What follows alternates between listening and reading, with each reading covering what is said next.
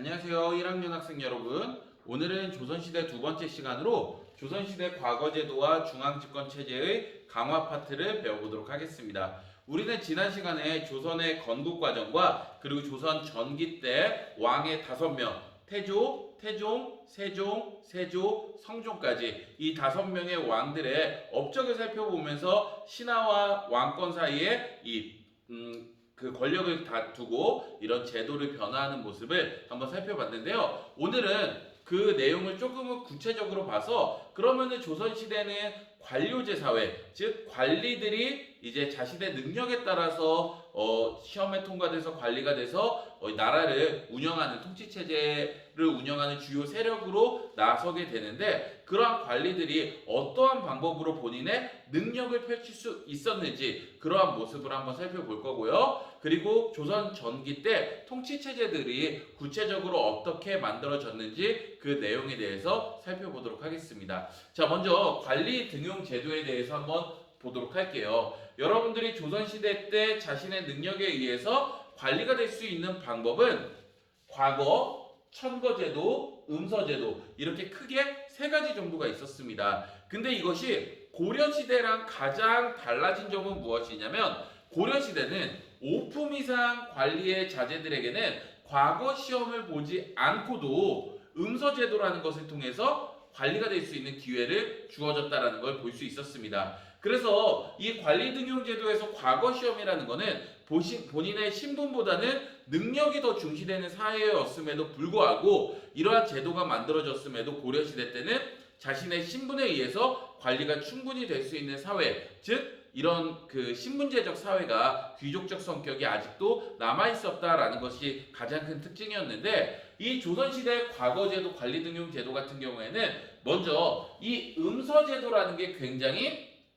이제 없어지는 상황입니다. 일단은 5품 이상의 관리에서 2품 이상의 관리의 자제로 그 폭이 분명히 줄어들었어요. 그럼 2품 이상의 자제들은 과거 시험을 보지 않아도 되잖아요 라고 생각할 수도 있겠지만은 이 음서제도를 통해서 관직이 된 사람들은 고위관직에 올리지 못합니다. 그러니까 아빠는 우의정, 좌의정, 영의정인데 그 자식은 고위관직에 오르지 못한대요. 그럼 아버지 입장에서는 경제력도 있고 그리고 정치적 권력도 있는 사람이 그래 아들아 너는 편하게 살고 그리고 고위관직으로 올라와봤자 골치만 아픈 일이 많단다. 너는 그렇게 살지 말아라. 이렇게 이야기하는 아버지가 많을까요? 야 음서제도 하지 말고 과거 공부 열심히 해서 그렇게 관리가 돼서 높은 관직을 이어나가라. 이렇게 말하는 아버지가 많을까요?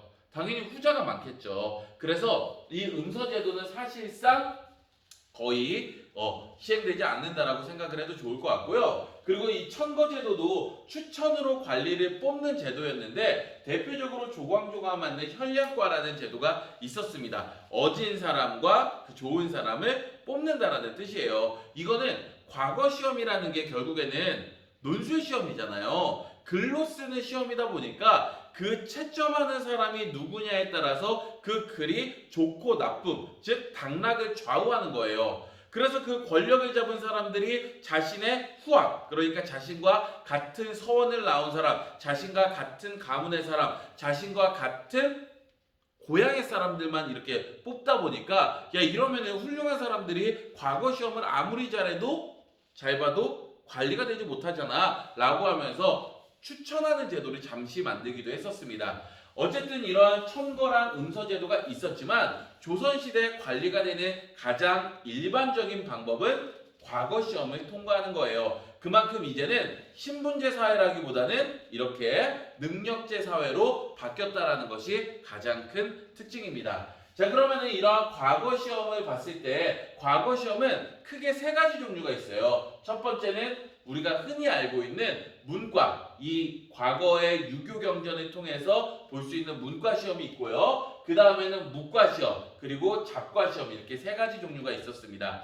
그러면 과거 시험의 가장 대표적인 문과 시험부터 한번 살펴보면요. 문과 시험은 보통 어떤 사람이 보냐면 이 소과라는 시험을 통과한 사람들이 서울에 올라와서 성균관이라는 데서 공부를 해요. 그럼 이 소과는 하나의 뭐라고 생각하면 좋으냐면은 수능 시험이라고 생각해도 좋습니다. 그래서 이 수능 시험을 보고 성균관에서 공부한 사람들이 이 문과, 그래서 대과라고도 불러요. 속과에서 커졌다 그래서 이 문과 시험을 보게 되는데, 근데 이 성균관을 통하지 않고도 속과를 통과한다 사람들이 이 문과 시험을 볼 수도 있습니다. 그래서 우리가 흔히 선생님이 여기 생원인과 진사라고 적어놨는데 이건 무슨 뜻이냐면, 우리 생원과 진사는 조선시대 소설에서 많이 나오죠. 허생원, 최진사 이런 얘기 많이 나오잖아요. 즉 생원과 진사는 속과는 통과했는데 대과를 통과하지 못한 사람들을 우리가 생원과 진사라고 불렀습니다.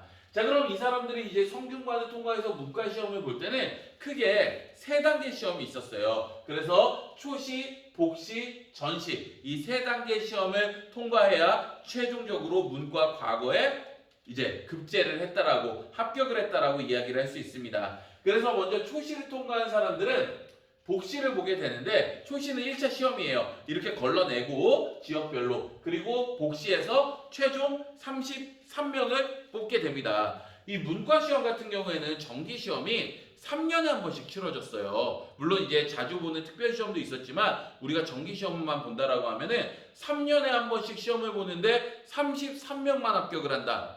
굉장히 이 합격을 할 수 있는 그 길이 굉장히 좁았겠죠. 어쨌든 이런 영재들이 33명이 복시를 통해 합격을 하게 되면은 마지막은 전시를 보게 돼요. 이 전시의 전자는 전하할 때 전자예요. 즉 임금 앞에서 보는 시험입니다. 그럼 이 임금 앞에서 보는 시험에서는 33명에서 떨어뜨리는 것이 아니라 임금은 순위를 매겨요. 그래서 그 33명 중에서 탁 봐서 얘는 내가 길러야 될 인재 같아. 얘는 내 말을 잘 들을 것 같아. 쟤는 내 말을 들을 것 같지 않아. 그러면은 그 33명에서 왕이 최종 순위를 결정하면 당연히 장원 급제를 해서 1등 관리들은 주로 왕의 옆에서 주요 직책을 맡게 될 거고, 33등 하는 관리는 저기 지방의 관리 수령으로 갈 수도 있을 겁니다. 그래서 이렇게 총 3단계에 걸쳐서 초시, 복시, 전시로 시험을 보게 됩니다.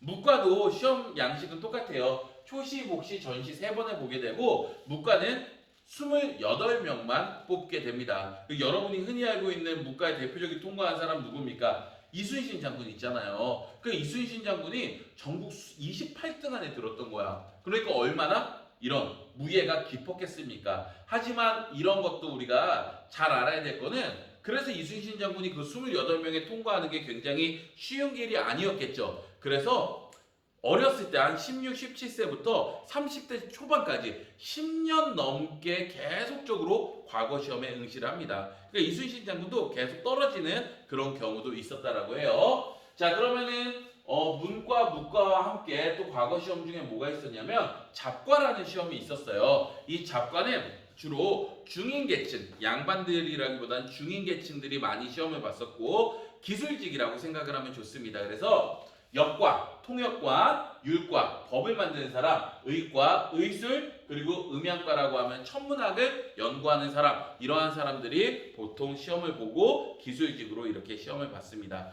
그래서 우리가 조선시대 양반이라고 하면은 보통은 문과와 무과를 합격한 문반, 무반을 합쳐서 양반이라고 부르고, 이 잡과를 통과한 사람들은 우리가 중인계층들이 주로 이 잡과를 통과하게 됩니다. 그래서 이렇게 관리 등용 제도를 살펴봤고요. 다음에는 중앙 집권 체제를 강화하기 위해서 이제 조선시대 만들었던 중앙 행정 조직과 지방 행정 조직을 구체적으로 살펴보도록 하겠습니다. 조선시대 중앙행정조직은 왕을 중심으로 의정부 6조 체제라고 보면 좋습니다. 의정부는 우리가 잘 알고 있는 영의정, 좌의정, 우의정, 삼정승이 있는 곳으로, 여기에서는 국가정책을 최종적으로 협의하고 결정하는 이런 역할을 합니다. 그래서 이러한 것들을 왕에게 보고하고 왕의 명령에 대해서 이제 협의하는 그런 내용이 이제 삼정승의 최고 협의기구라고 생각을 하면 되고요. 이 6조는 이호, 예병, 형공 6개의 조로 나눠지게 되는데 실질적인 행정 업무를 보는 곳이라고 생각을 하면 돼요. 세금도 걷고 성도 쌓고 뭐 이런 과거 시험 준비도 하고 군사도 모집하고 이러한 것들에 대한 행정 업무를 하는 곳이 의정부입니다. 육조입니다. 그래서 조선시대 중앙집권 체제에서 이 중앙행정조직은 크게 왕, 의정부, 육조 체제라고 보면 돼요. 그럼 이외에 어떤 기구들이 있었는지 보면은 먼저 의금부라고 하는 기구가 있었어요. 이 의금부는 우리가 사법기관으로서 가장 높은 사법기관이라고 생각을 하면 돼요. 즉 일반 고을의 사또들이 네 죄를 네가 알렸다라고 하면서 막 곤장도 때리고 막 죄인을 심판하잖아요. 그러한 것들은 일단 사소한 이런 사법적인 것이고 이 의금부에서는 주로 반역죄인들 큰 죄를 진 사람들이 의금부에서 심판을 받게 됩니다. 그리고 승정원이라고 하는 곳은 왕의 비서 업무를 역할을 하는 곳으로서 왕명을 의정부에 알려준다라든가 왕에게 어떠한 이러한 그 나라의 일들 이런 것들을 옆에서 조언을 해주는 이런 사람들이 승정원의 업무였습니다. 자, 그리고 조선시대의 가장 중요한 업무 중에 하나, 기관 중에 하나가 삼사라는 게 있었어요. 우리 고려시대에도 삼사라고 배웠는데 그 고려시대 3사가 일반 회계기관이라고 생각을 하면은